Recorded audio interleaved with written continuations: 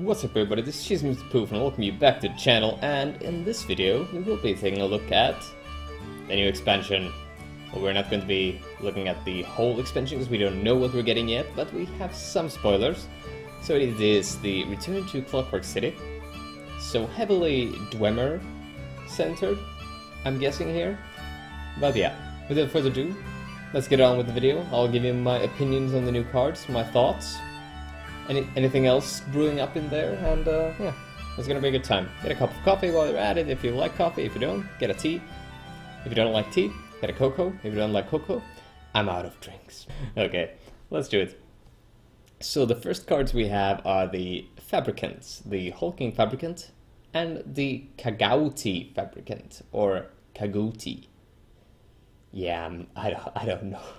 I don't know how to pronounce that. Maybe it's Kagouti. Okay. Let's not rate the names, let's look at the cards. So the Hulking Fabricant is a 5-mana 5/5 that gains +3/+3 if you have a neutral card in play. Now the use of the word card instead of creature, you might imagine, yeah, that's actually very relevant. So since it's you need to only have a neutral card, you can play supports. You could have a Night Mother out, you could have a Mundus Stone out, and it's going to be triggering this little guy. Which is quite fine, actually, if you care about with Mundus Stone. Then again, you're doing nothing on turn 4 if you do Mundus Stone, but if you go Mundus Stone, turn 4, turn 5 Hulking Fabricant, you're going to get an 8/8 with a keyword. That's just pretty good. It's still susceptible to a lot of the single target removal, doesn't have breakthrough, so if they play a guard with lethal, it's going to be not so good. But yeah, 5-mana 8/8 stats is actually a very fine stat line, and if you can keep this guy safe and make room for him to swing to the face, he might be actually quite okay. And yeah, we're just also take this with a grain of salt because we don't know what else we're getting from the new set. So I can't know if they're gonna print some bonkers neutral cards. So we'll just have to wait and see. But I'm just evaluating these on the basis of what we have in the pool right now. Also, I don't know what kind of a deck this guy goes into, because I don't think it goes into tokens. Some kind of an aggro deck, obviously, because you want big stats early on, swing the face. I don't know, it could work in some mid-range deck too. Probably more of a mid-range card really because it's pretty beefy. Anyway, let's look at the other one. Kagouti Fabricant. The 4-mana 3/3. If you have a neutral card in play, summon a copy of Kagouti Fabricant in the other lane. Now that's not going to trigger infinitely, don't go crazy. That's not how it works. But yeah, 2 3/3s in each lane for 4. I mean, I guess that's pretty good. I can also get 2 3/3s by playing the Yellow Shout on level 2. But, well, I already need to play the first level, the level 1 Shout of that to get that. And they're going to be in the same lane, so they're not that comparable.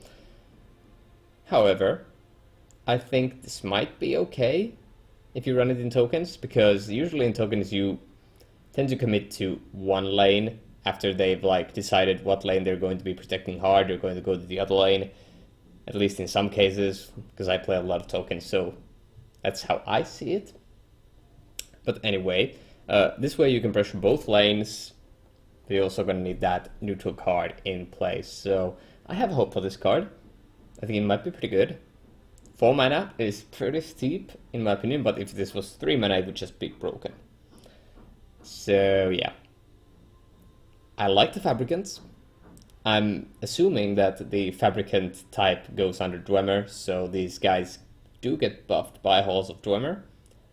I'm not entirely sure, but I think it works like that. So it's like animals, but with Dwemer.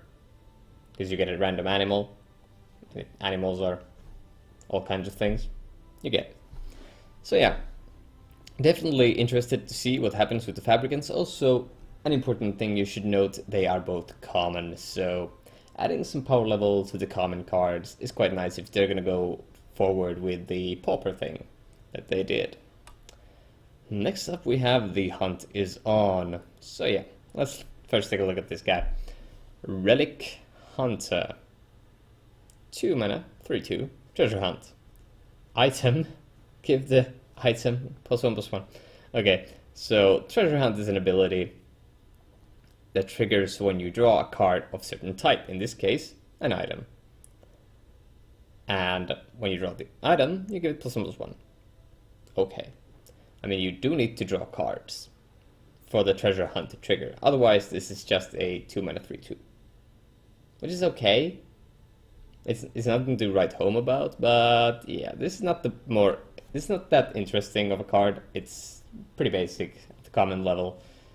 Not sure how good it will be, but we'll just have to see if they print some good items. Let's take a look at the other one, because this is way more exciting. We got the Ratway Prospector. A 1/2 for 1 Wood Elf. Treasure hunt. Support, item, action.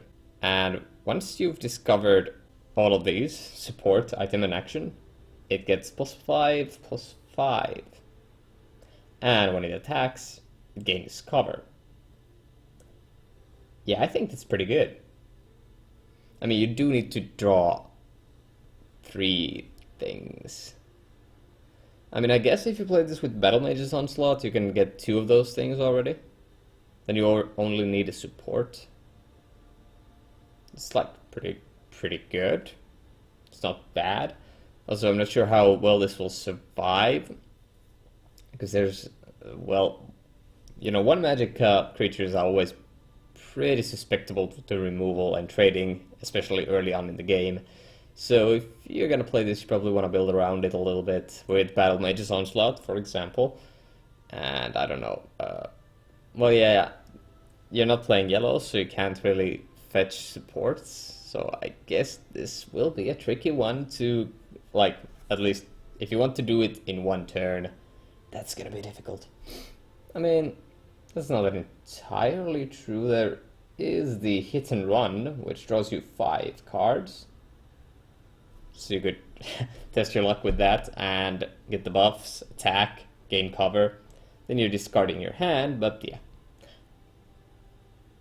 Now that I said that, this might work in that weird deck that I made that only plays like 1 and 2 cost creatures and a playset of hit and run.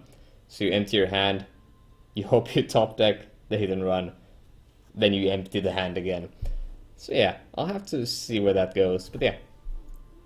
Treasure Hunt seems interesting. Not as interesting as I would have hoped, but it's quite an okay mechanic. We'll have to see what they do with it later on. These are only the first few cards that we've seen, and they are common and rare. So I have high hopes for these new cards. Oh dear. And we have more. They actually spoiled a different version of this. One that had a summon ability to heal and a summon ability to deal 2 damage to your opponent's face. So I don't know what happened with that, but anyway, here's what we have. The Assembled Sanitizer. The 3 Magicka 1/2 with Assemble, +2/+0 or lethal. Now, Assemble works like this. You play your Assembled Sanitizer, who is a factotum. Whatever the heck that is. He's a factotum, so you play him, you choose +2/+0 or lethal. Okay.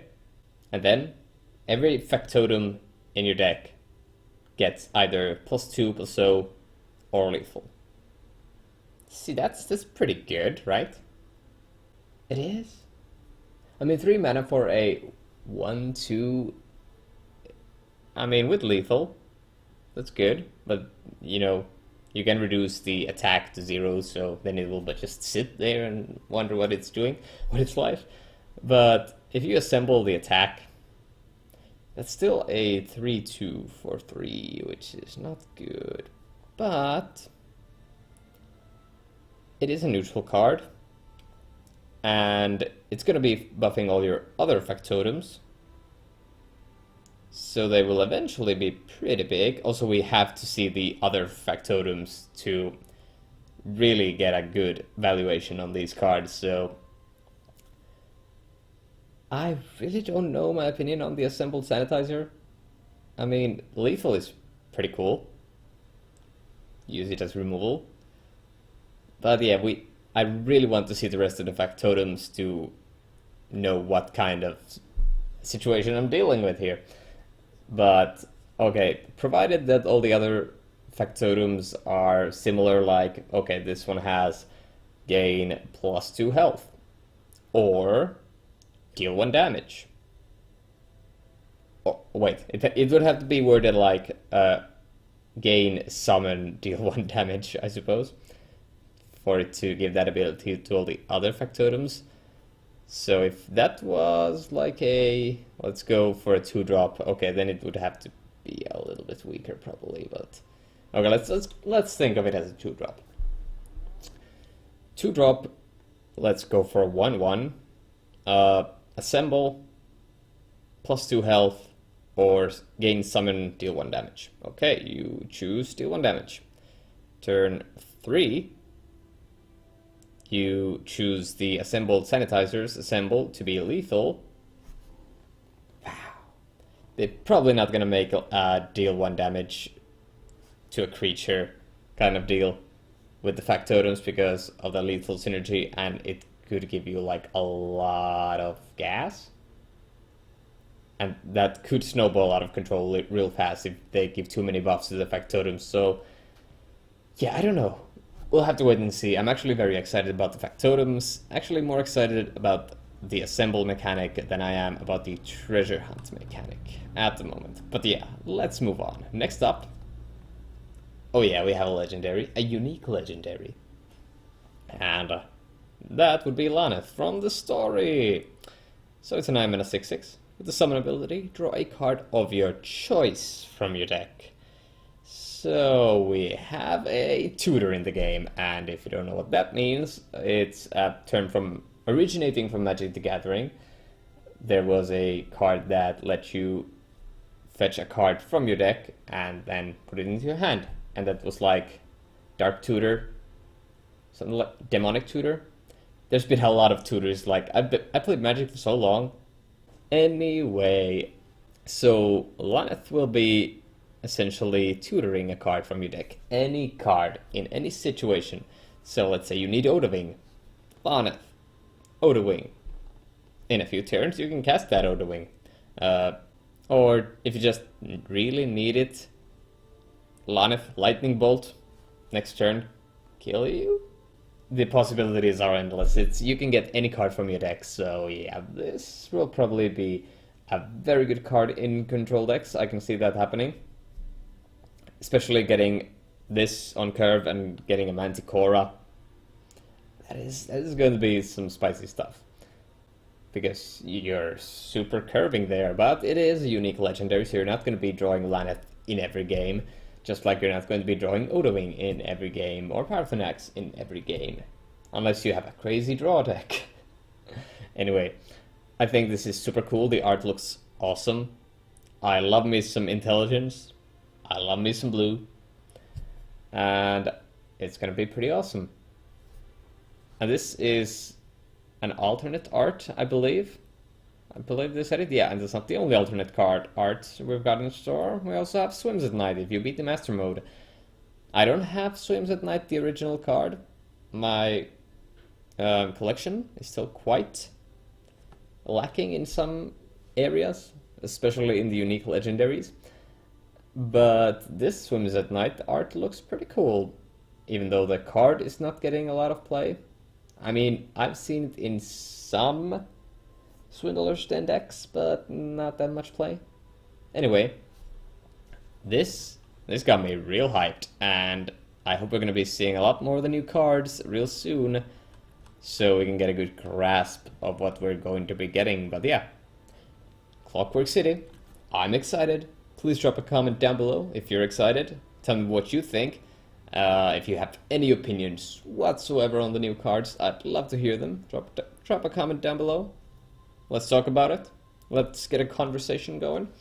And yeah, I'm probably going to be making more videos when we get more spoilers. And that's about it. I'm just Mr. Poof. I hope you enjoyed it.